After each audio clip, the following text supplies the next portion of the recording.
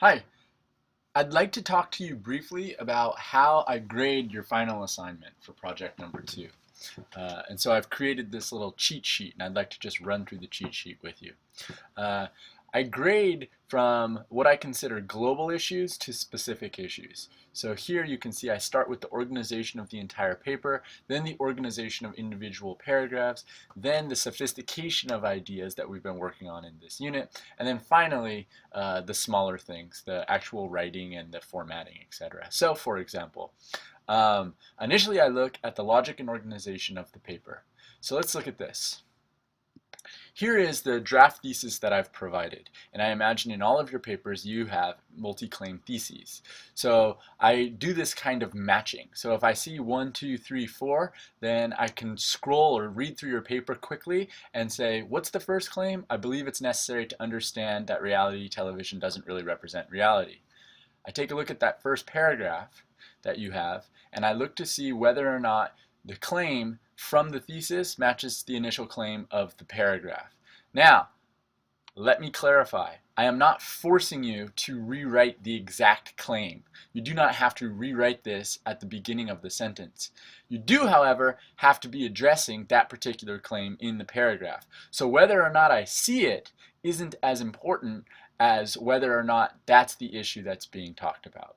Right? And so I do that with all of the claims that you guys have. I just quickly look through your paper and I make sure that there's this match so that I can see that the overall logic and organization of the paper matches what you said it would be initially in your thesis. I then move on to the individual paragraphs. And if we look here, notice the highlights. Here's the claim. And you can see that in this paragraph, I have not moved away from that claim. Reality television doesn't represent reality. Directors of reality television are fabricating a reality. All of these cases illustrate that reality television doesn't really represent the reality.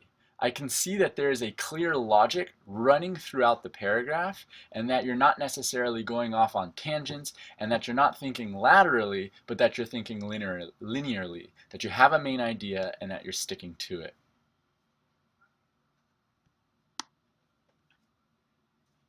I then look for the sophistication of the writing, qualifying ideas, conceding, clarifying assumptions, etc. So let's just take a look at the thesis here.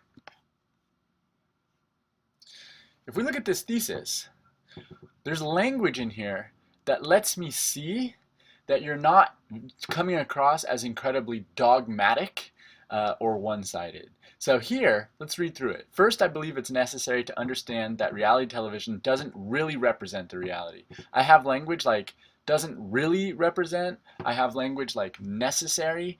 This is the sort of language that allows me to really get into the degree or the extent to which I'm trying to frame my claims. So we can see it here. We can move to this second sentence. Because of this magnification, certain reality television programs. So I've got language like certain. Again, right? In this case, there's language that's pinpointing.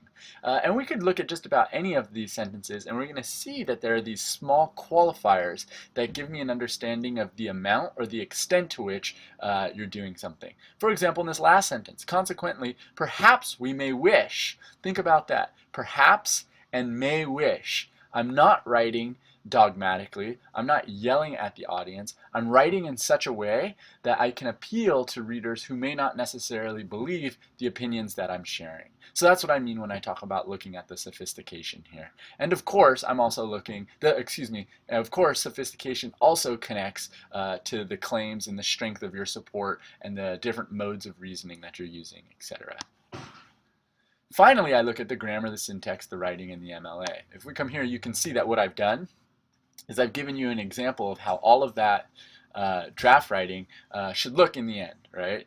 So you have the MLA formatting, and so this is what you'll actually be sending me. And then as I look through this, I'm going to keep my eyes out for all the little grammar issues and the syntactical issues and that sort of thing, right? But at this point, that's not as big to me as the overall logic organization of the paper, as the logic and organization of the paragraphs, and the sophistication of your writing. So here is the order by which I examine your paper, and I hope this gives you a good understanding of how I grade what it is that you're producing. Thanks.